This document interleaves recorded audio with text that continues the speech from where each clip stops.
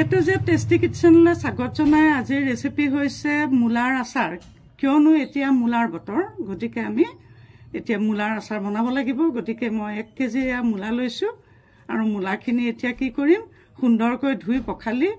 অকমান দীঘলীয়া ভাজত পিস পিসকে কাটি লম আৰু আপোনালোকক এখিনতে কওঁ আপোনালোকে ভিডিওটো পহিলাৰ পৰা শেষলৈকে চাব তেতিয়াহে গোটেই ৰেচিপিটো কেনেকৈ বনাও জানিব পাৰিব আৰু আপোনালোকে যদি মোৰ চেনেলটোলৈ প্ৰথম আহিছে তেতিয়ালে প্লিজ সাবস্ক্ৰাইব কৰি লব চেনেলটো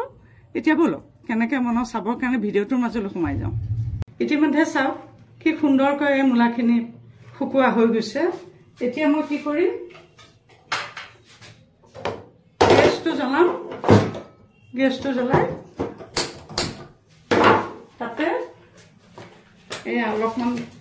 তেল দি পেলাই কেৰাহীটো বহাই দিলো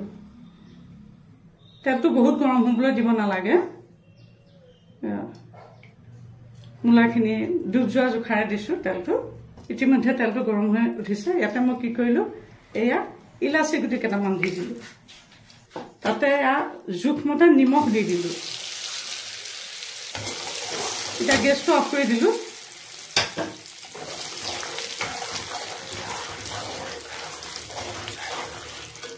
ভিডিওটো পহিলা পৰা শেষলৈকে চাব দেই তেহে ধৰিব পাৰিব ইয়াতে ৰং গুড়া অলপ দি দিলো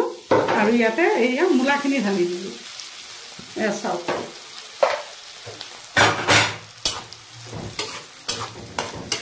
মূলাখিনি ঢালি দিলো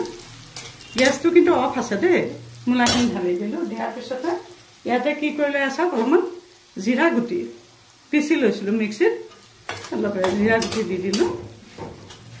দি পেলাই ইয়াতে অলপমান জোখমতে জালুক অলপ দি দিলো চাওক জালুক আৰু জিৰাটো দিবই লাগে আচাৰ বনালে এইটো দিলো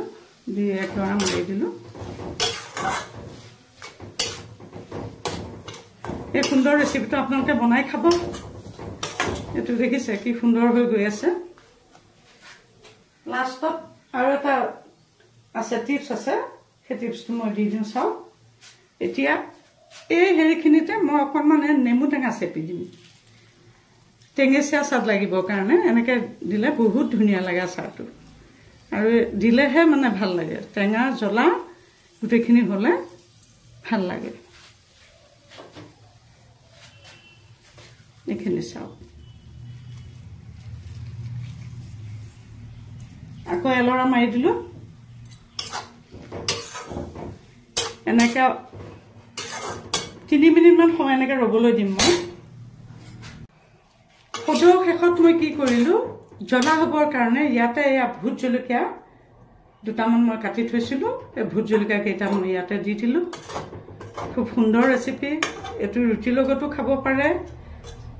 ভাতৰ লগতো খাব পাৰে যেনেকৈ ভাল পায় তেনেকৈ খাব পাৰে এইটো কেৱল কেইদিনমান অলপ ৰ'দত দিব ৰ'দত দিয়াৰ পিছত ভিতৰত থৈ দিলেও একো নহয় ভালেমান দিনলৈকে ই ভালেই থাকিব মানে এইটো সিজনত মূলা পুনৰ নোলোৱালৈকে আপোনালোকে যদি সৰহকৈ অলপমান বনাই থৈ দিয়ে